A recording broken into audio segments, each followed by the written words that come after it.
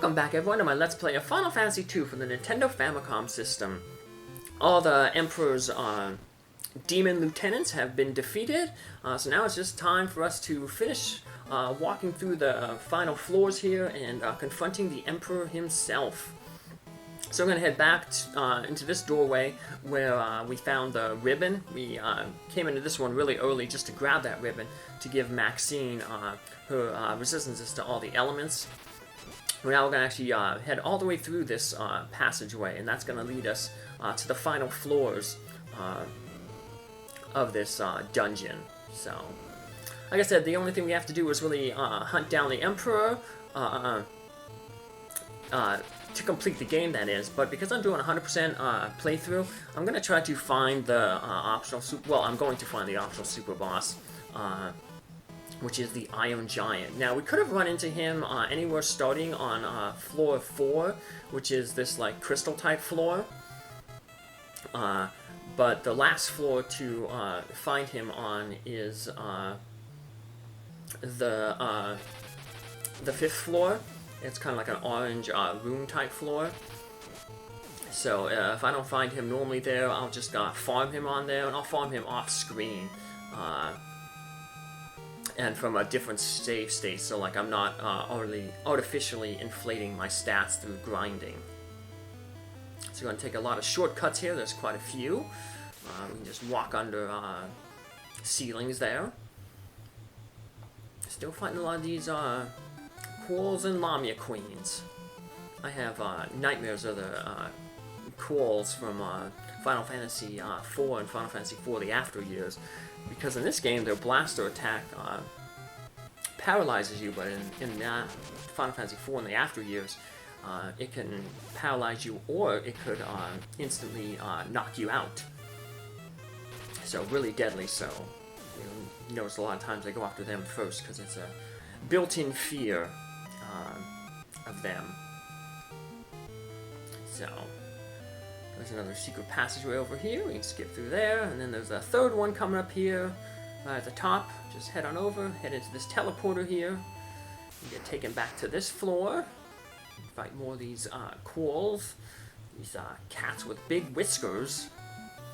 So that's you need to cut their whiskers. Although that's bad. Don't cut your cat's whiskers. That's apparently how they I heard they're used for like balance, and also to help them like navigate. Like if they gives them like a sense of if they can fit in places. You know, if their head can go through, their whiskers brush, they know like if they can fit through.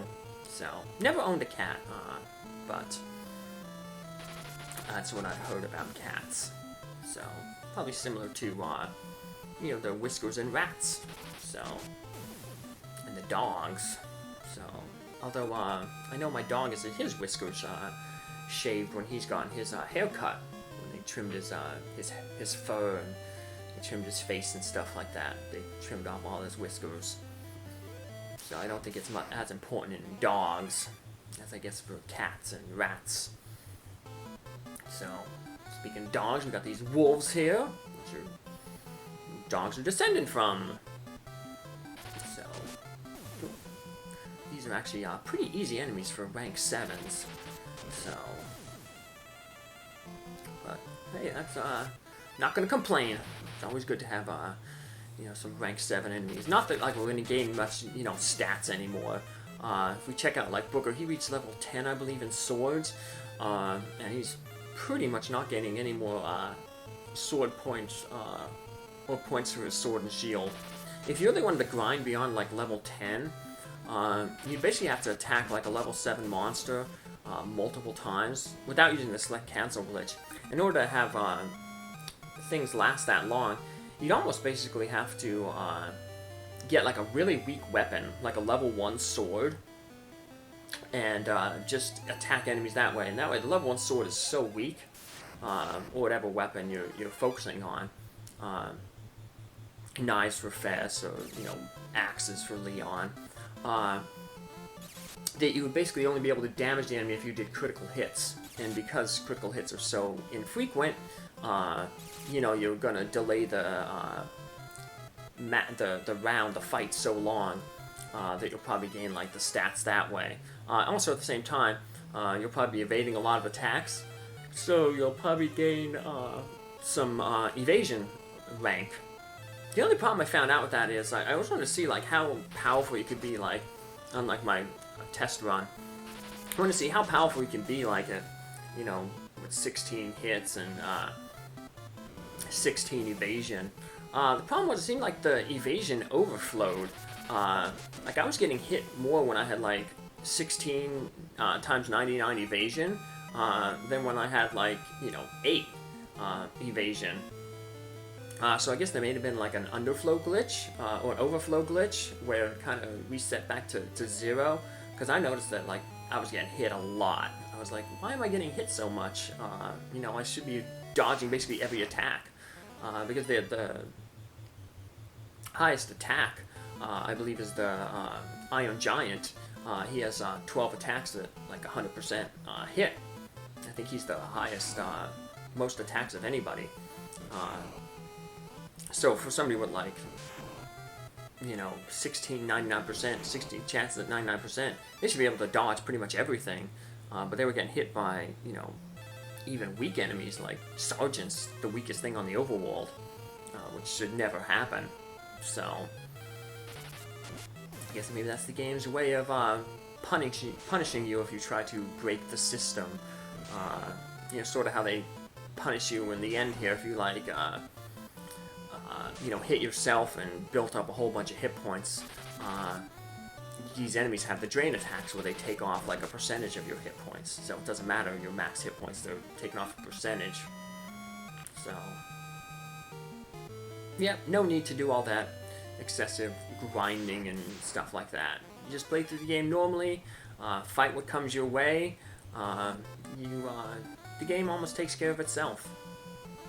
So it puts you the stats that you need. So those great marbles too. Another hated enemy. So many hated enemies popped up first in this thing. The pulls, the marbles, lamias. Ugh. Some nightmares of them.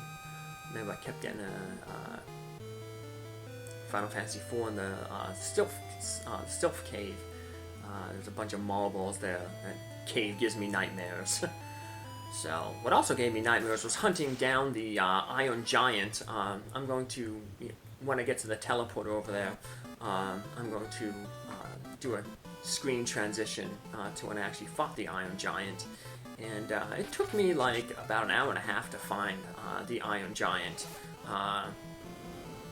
So luckily though, because I was playing on an emulator, I can make a save right in front of that teleporter, and then just reload that save, so I don't, like I said, artificially inflate my stats through excess combat.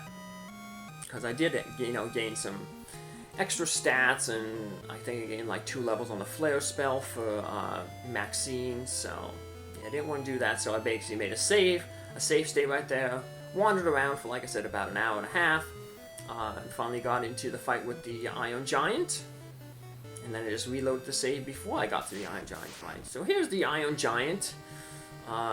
He's, like I said, the kind of optional super boss, although he's not as tough as Warmech in the last game. Warmech in that game had the nuclear spell, and that could do up to 400 damage. This guy has the Poison Cloud spell, and that doesn't hurt too bad, because like I said, we can resist that. Unlike Warmech, this guy also has 2 weaknesses. He's weak to both lightning and ice. So the main thing that he has issues, the main thing that gives a party issue with him is he has those 12 attacks at 100% accuracy, so he's going to hit you. And he's going to hit you really hard with 180 attack. So, yeah. But, you know, he can only target one person at a time with those attacks. So, basically, if you've built up your lightning and ice spells to a decent level, like I have level 8 here, basically in 2 rounds you'll be able to finish him off. So he got lucky. He got like 3 attacks with us.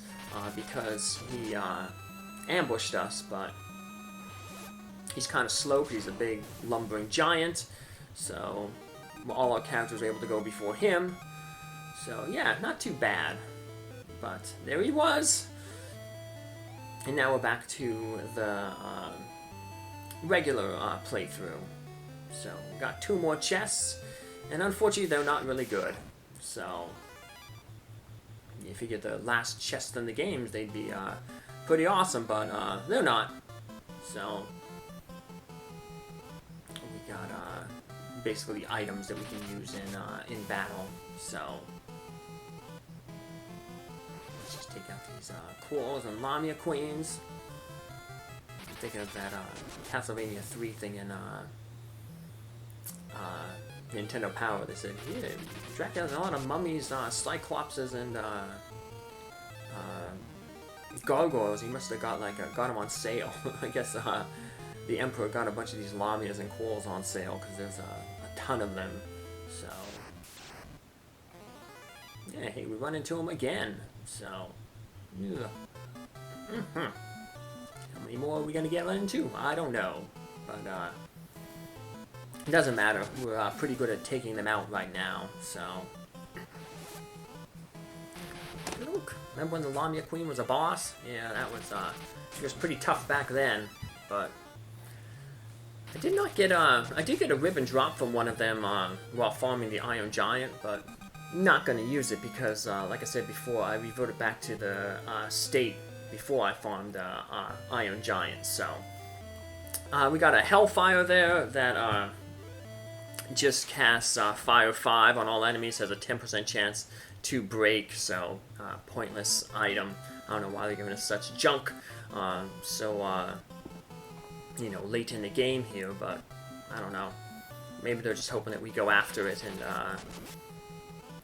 we whatchamacallit, get into an encounter with one of these dragons here, and they beat us up and weaken us for the Emperor. So, but we've taken out this dragon before, so the blue dragon. So the second toughest dragon in Dragon Warrior 1, which I'll be playing after Final Fantasy 3, which is my next game. Weak against poison, so but we'll just hit it with Flare, trying to maybe see if I can get maybe a level 7 Flare before I fight the Emperor, but don't know if that's going to happen. So let's head up, get one more last chest over here to the left. And it is an Acid File, which is another pointless item. Basically, the Acid File has it breaks automatically when used 100% of the time, and it casts a Poison Cloud 16. So I guess you can use it on the Blue Dragon, but it'd be basically a Scourge 4 spell, and Maxine already has Scourge 8, so there's another god that used to be a boss, the Fire Gigas. But a lot of boss monsters coming back to be random encounters here in the final dungeon. So, but this goes to show the growth of our party over all this time. Not too much of a problem. So, I'm surprised there are not more Flan enemies. They were always kind of a pain to deal with. Figured they'd throw more of them in there. Just thought of Flans because a lot of that times back in Mysidia they came with bomb monsters. Well, they were in the same area together. So, but finish them off. We'll gain some last minute agility. Squeeze through another hidden passageway here. You'll end up in this like column floorway. Just head over all the way to the left and then down to the south, and you'll meet another teleporter there. Another old boss monster. Remember we ran into him in the Jade Passage. He guarded, I believe he guarded the Rune Axe. So he does not have any weaknesses that we can exploit like the dragons do, but he is weak to getting hit with swords and axes. So and knives. Although they only really count the damage based on your main hand weapon. So yeah, Leon's doing the damage with his axe there, the rune axe. His sword there, the defender's just to give him that evasion, because he has kind of a low shield rank compared to his other weapon ranks. So, but at this point you have enough hit points. I could have made him a bow user like all the other characters, but at this point, you know, our character's enough hit points that we don't need to raise hit points anymore. Another twist headband, but kind of pointless. So, I guess if you're looking for money, you can always just warp out of here. I'll make a save before the Emperor, and then I'll warp out. So just for the future, I have a